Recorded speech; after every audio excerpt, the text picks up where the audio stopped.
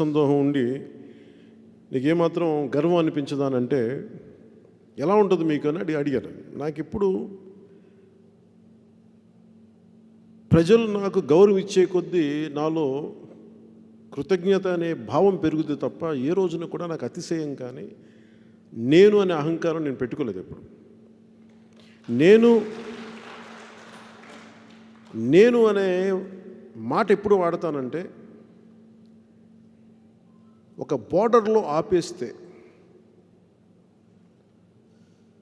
ఒక సుగాలి ప్రీతి లాంటి ఒక ఆడబిడ్డకి అన్యాయం జరిగి తల్లి రోడ్ల మీదకి వచ్చి నిస్సహాయంగా నిలబడితే అలాంటి పరిస్థితుల్లోని కొట్లాడటానికి నేనని వాడతాను.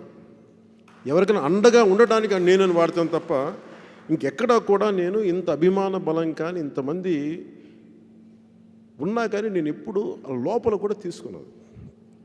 ఇది ఎందుకు నేను మీకు తెలియజేస్తున్నానంటే I'm very very clear about my personality, about my character and also about my leadership approach.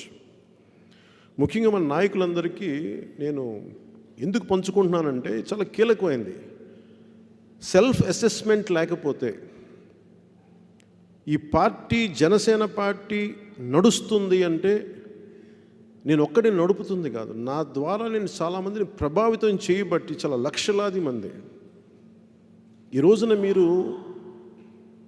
ఒక 10 మందికి డబ్బులు ఇవ్వకుండా మీకు స్వచ్ఛందంగా ఇన్ని సంవత్సరాల నుంచి నాయకులు యువత వస్తున్నారు అంటే అది వాళ్ళు నాతో ఉన్న కనెక్ట్, నాకు డైరెక్ట్ నాతో ఉన్న సంబంధం. మీరు ఊహించుకోండి, ఒక ముఖ్యమంత్రి గారి స్వయాన దివంగత మాజీ ముఖ్యమంత్రి గారి కూతురు పార్టీ పెట్టి పోటీలు చేయలేపారు. కారణాలు ఏదైనా కావచ్చు. ఒక ముఖ్యమంత్రి గారి సోదరి ఆవిడ నిలబడలేకపోయారు. అలాంటిది జనసేన ఇంత పెద్ద పార్టీ వైసీపీ ఇక్కడ 151 మంది సభ్యులు కనీసం పోటీలోకి ఒక్కడిని కూడా పెట్టలేకపోయారు తెలంగాణలో. ఇవన్నీ ఎందుకు చెప్తున్నాను మీకంటే జనసేన తాలూకు ఐడియాలజీ భావజాలం ఎంత బలమైంది అంటే డబ్బులు లేకపోయినా నేను ఒక్క రోజున ఇన్ని దశాబ్ద కాలంలో నేను తిరిగింది తెలంగాణలో వేళ్ల మీద లెక్క పెట్టచ్చు. 5-6 సమస్యల మీద మాట్లాడి ఉండొచ్చేమో, లేదా రోజుల తరబడి నేను ఎప్పుడు తిరగలేదు. కేవలం నన్ను నా భావజాలాన్ని నమ్మి నిలబడిన యువత, అసలు నేను ఆంధ్రాకి కంప్లీట్ కేంద్ర కార్యాలయం మార్చినా కానీ నీ భావజాలం మాకు నచ్చుద్ది, మాది తెలంగాణ సాయుధ పోరాట స్ఫూర్తి మీలో కనిపిస్తే మేము పోటీ చేస్తామని చెప్పి కోరుకొని ఈ రోజున మరీ 8 స్థానాల్లో పోటీ చేశారు. అది తాండూరు లాంటి నియోజకవర్గం, కొత్తగూడెం, వైరా, మదీరా, అలాగే ఇవన్నీ మనకి కూకట్పల్లి, ఏ నియోజకవర్గానికి ఎక్కడికి వెళ్ళినా మేము దుబ్బాక లాంటి నియోజకవర్గాలకు వెళ్ళినా అశేష జనబలం యువత జనసేన తాలూకు ఐడియాలజీకి ఆకట్టుకొని వచ్చేసారు. భావజాలను ముందుకు తీసుకెళ్ళాలని ఒక వ్యక్తి నిలబడాలి. నేను నిలబడ్డాను. కొద్ది రోజుల తర్వాత జనసేన అనేది